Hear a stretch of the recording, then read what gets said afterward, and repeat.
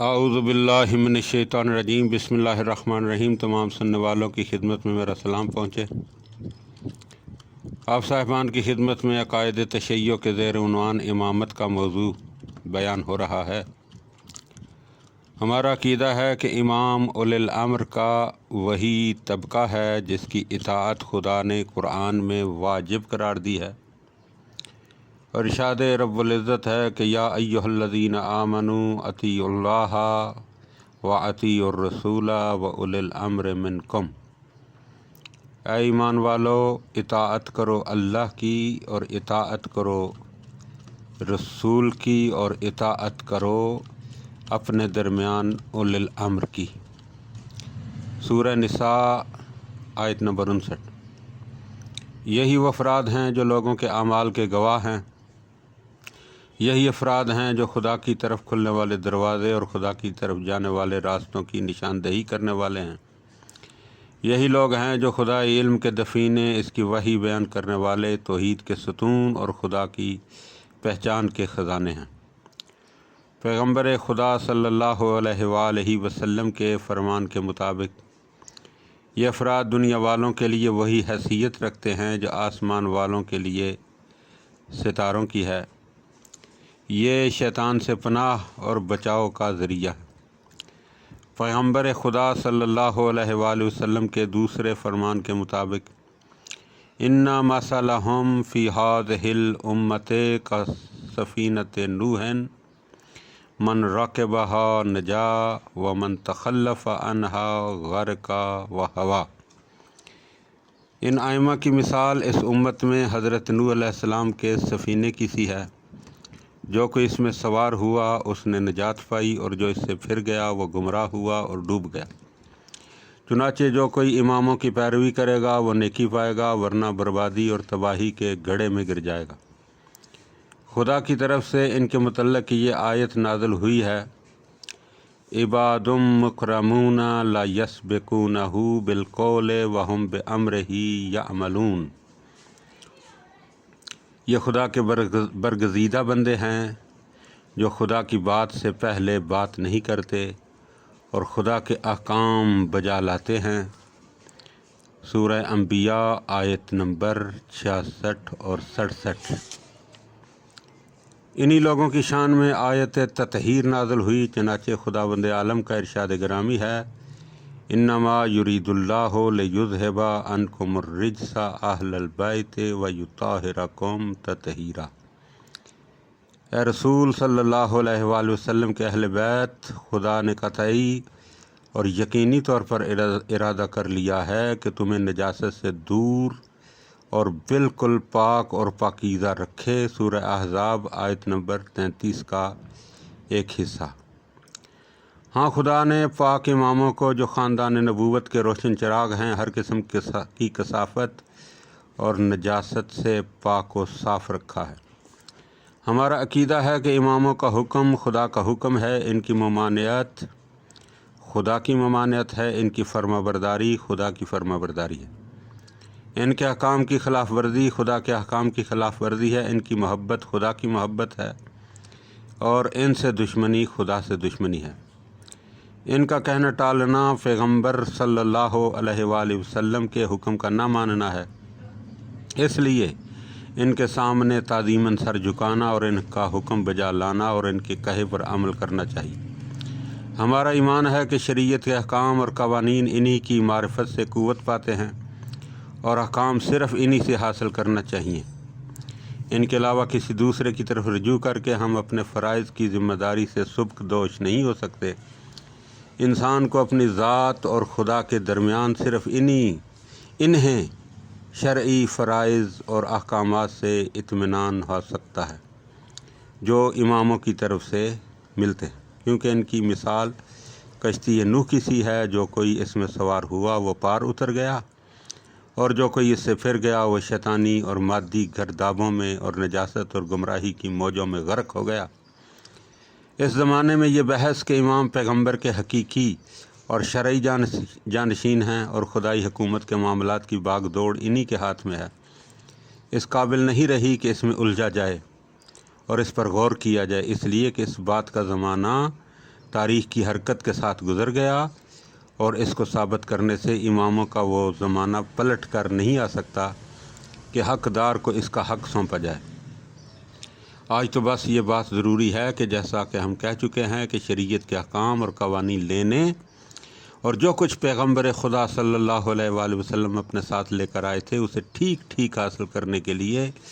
صرف ائمہ اطہار علیہم السلام کی طرف رجوع کرنا چاہیے، اور ان کو چھوڑ کر ان کے راویوں اور مجتہدوں سے رجوع کرنا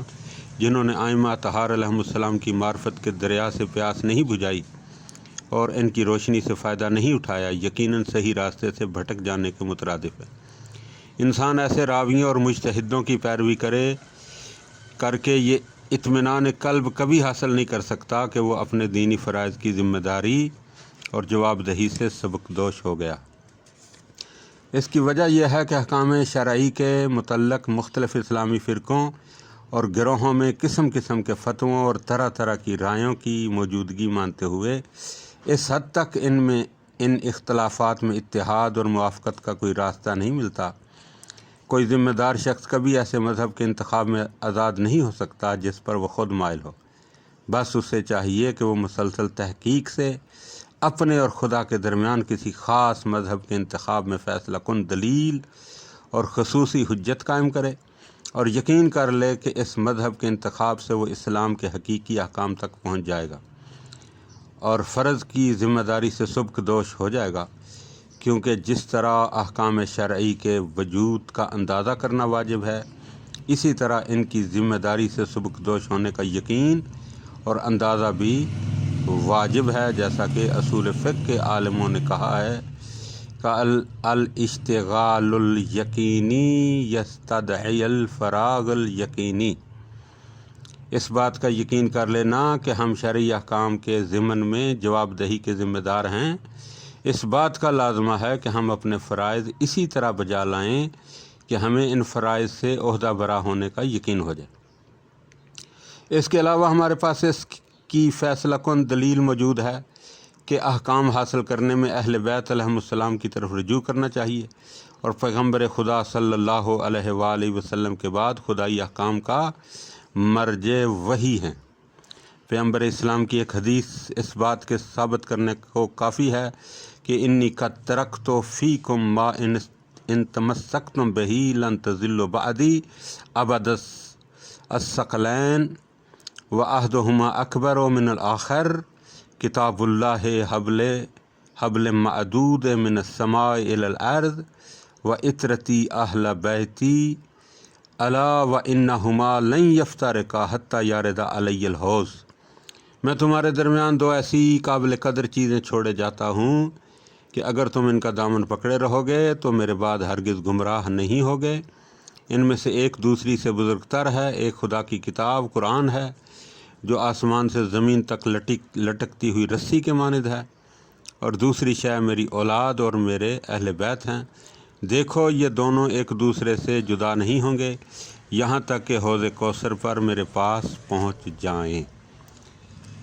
اس حدیث رسول پر اچھی طرح غور کرنے سے جو شیعہ اور سنی دونوں کے یہاں معتبر مانی جاتی ہے، انسان کو دلی اطمینان ہو جاتا ہے کہ وہ سمجھ جاتا ہے کہ یہ حدیث انتہائی اہمیت کی حامل ہے۔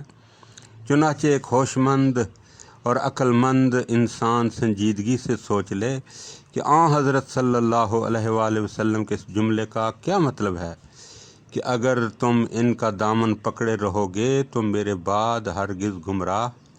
نہیں ہوگے۔ غور کرنا چاہیے کہ اس حدیث کے مطابق پیغمبر خدا صلی اللہ علیہ وآلہ وسلم نے ہمارے درمیان جو کچھ چھوڑا ہے وہ دو قابل قدر یادگاریں ہیں جو ہمیشہ ساتھ ساتھ ہیں اور ایک ہی چیز کی طرح ہیں۔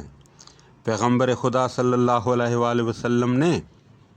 ان میں سے صرف ایک سے وابستگی کے لیے نہیں فرمایا، بلکہ صاف صاف فرما دیا کہ ان دونوں سے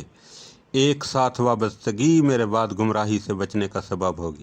اس کے بعد کا جملہ اس بات کو بہت واضح کر دیتا ہے کہ یہ دونوں کبھی ایک دوسرے سے الگ نہیں ہوں گی یہاں تک کہ یہ حوض کوثر پر مجھ تک پہنچ جائیں۔ اس سے یہ نتیجہ نکلتا ہے کہ جو شخص ان دونوں کو جدا سمجھ لیتا ہے اور ان میں سے ایک سے وابستہ ہو جاتا ہے وہ ہدایت کے راستے پر نہیں چلتا۔ اس لیے اہل بیت علیہم السلام کو سفینہ نجات اور انسانوں کے لیے امان کے نام سے یاد کیا گیا ہے۔ جو کوئی ان کے احکام سے منہ موڑتا ہے وہ گمراہی کی دلدلوں میں دھنس جاتا ہے اور تباہی سے نہیں بچتا۔ جب کوئی اس گفتگو اور اس کے معنی و مطلب کو محض اہل بیت علیہم السلام کی دوستی بتاتا ہے لیکن نہ ان کے اقوال تسلیم کرتا ہے اور نہ ان کے راستے پر چلتا ہے، تو ایسا شخص یقینی طور پر سچی اور اصلی بات سے کتراتا ہے، اور اس کے گریز کا اصلی سبب جانبداری اور بے خبری ہے، کیونکہ اس نے عربی کی ایک کھلی ہوئی اور سیدھی سادی سی بات کے معنی و مفہوم میں کج فکری اختیار کی ہے۔ اللہم صلی علی محمد و آل محمد وعجل فرج آل محمد۔